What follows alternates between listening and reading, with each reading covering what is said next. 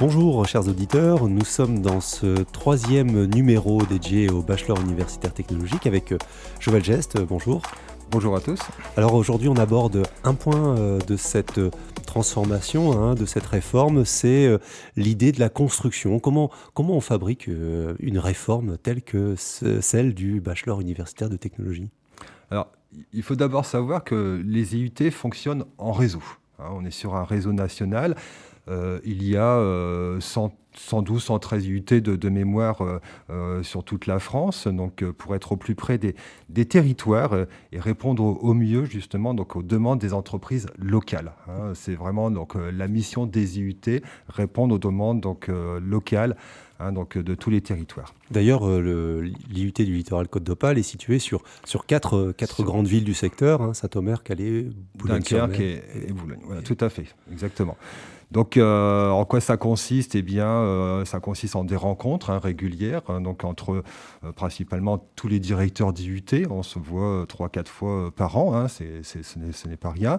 Les responsables de formation également se rencontrent régulièrement, mais aussi les branches professionnelles. Il faut savoir que dans les IUT, on a une composante particulière des universités, avec un conseil d'IUT, et le conseil d'IUT est présidé par un membre extérieur, donc représentant d'une branche professionnelle.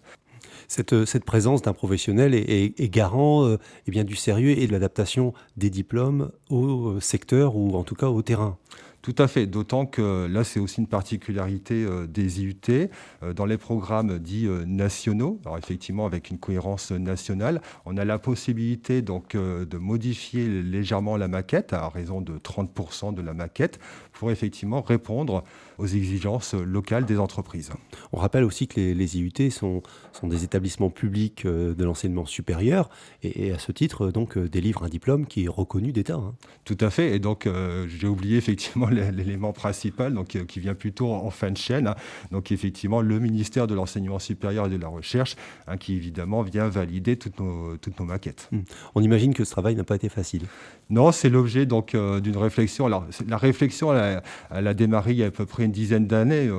Ça s'appelait pas BUT, à l'époque ça s'appelait une licence universitaire de technologie. Donc voilà, il a fallu que ça mature un petit peu de tout ça.